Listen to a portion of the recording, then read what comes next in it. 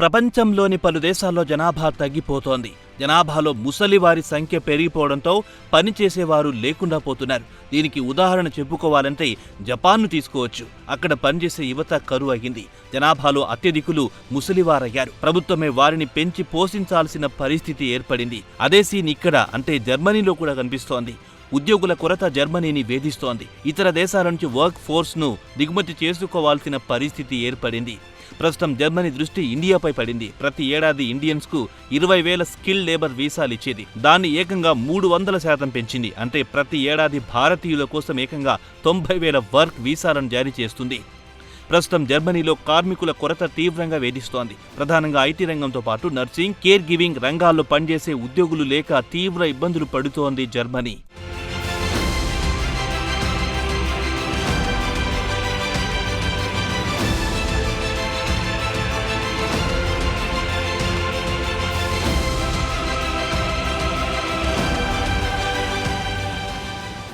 ఇక జపాన్ విషయానికి వస్తే అక్కడ ఉద్యోగుల కొరతతో ఆర్థిక వ్యవస్థ బలహీనపడుతోంది. దీంతో జపాన్ ఇండియన్ టాలెంట్పై ఆధారపడాల్సి వస్తోంది.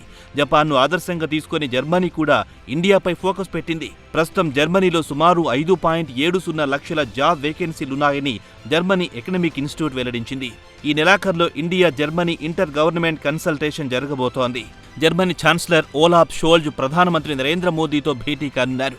ప్రధానంగా ద్వైపాక్షిక వ్యాపార భాగస్వామ్యం, క్లైమేట్ చేంజ్, పర్యావరణ పరిరక్షణ, రక్షణ, మిలిటరీ పార్ట్నర్షిప్పై ఇరువురు నేతలు చర్చలు జరపనున్నారని ఇండియాలో జర్మన్ రాయబారి ఫిలిప్ అకెర్మాన్ చెప్పారు.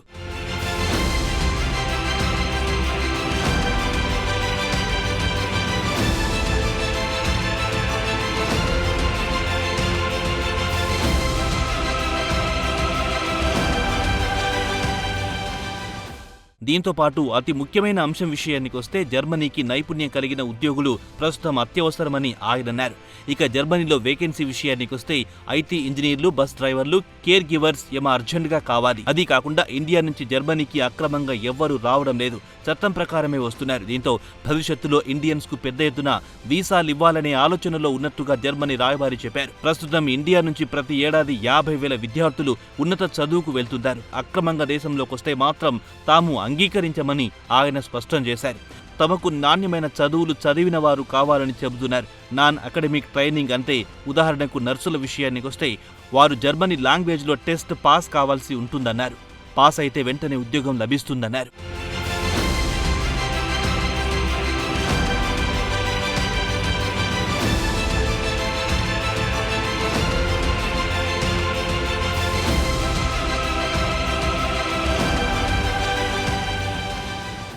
ఇండియన్ స్టూడెంట్స్ కోసం జర్మనీలో ప్రతి రంగం ఉద్యోగం ఇవ్వడానికి సిద్ధంగా ఉంది. ఇండియన్ స్టూడెంట్స్ కోసం నర్సింగ్తో పాటు కేర్ గివింగ్ విభాగాల్లో అవకాశాలు పుష్కలంగా ఉన్నాయి. దీంతో పాటు ఐటీ ఇంజనీర్లు, బస్ డ్రైవర్ల కొరత కూడా చాలా ఎక్కువగా ఉందన్నారు. ఈ వారంలోనే ఇండియా జర్మనీలో లేబర్ మొబిలిటీ, స్కిల్ రికగ్నేషన్ పై సంతకాలు జరిగే అవకాశాలు కనిపిస్తున్నాయి. ఈ విషయాన్ని ఇండియాలో జర్మనీ రాయబార కార్యాలయం కూడా ఖరారు చేసింది. కాగా G20 స్కిల్ బేస్డ్ మైగ్రేషన్ ఫ్రేమ్వర్క్లో మొట్టమొదటి ఒప్పందం ఇదే అయ్యే అవకాశం కనిపిస్తోంది. కాగా గతేడాది జరిగిన G20 సదస్సులో దీనిపై అన్ని దేశాలు ఒక అంగీకారానికి వచ్చాయి.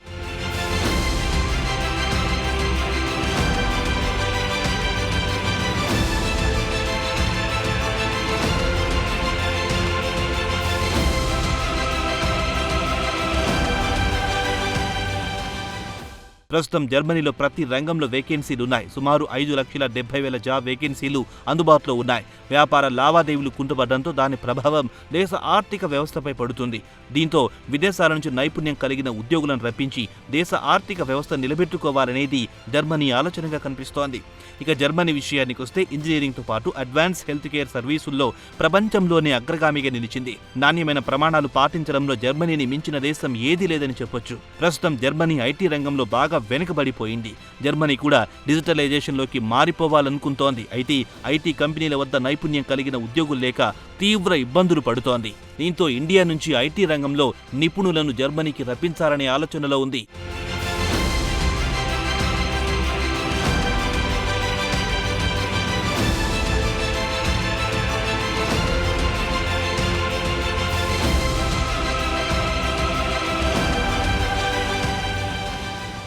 ఇక భారతీయ విద్యార్థుల విషయానికొస్తే ఇది సువర్ణ అవకాశంగా చెప్పుకోవచ్చు.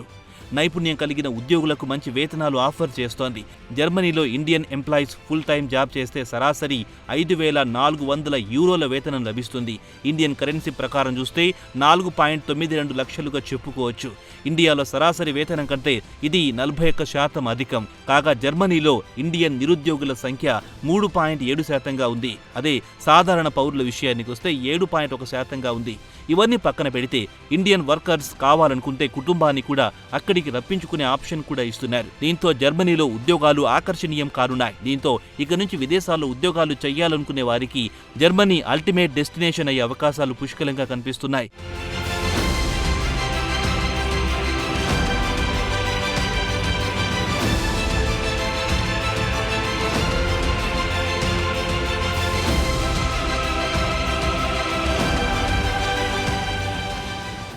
ప్రస్తుతం ఇండియా నుంచి నైపుణ్యం కలిగిన కార్మికులను పలు దేశాలు తరలించుకుపోతున్నాయి. తాజాగా ఇజ్రాయెల్ కూడా ఇండియా నుంచి నిర్మాణ రంగంలో పెద్ద ఎత్తున కార్మికులకు వీసాలిచ్చి తరలించుకుపోయింది. అటు తర్వాత జపాన్, తాజాగా జర్మనీ కూడా ఇండియన్ టాలెంట్ కావాలని పట్టుబడుతోంది.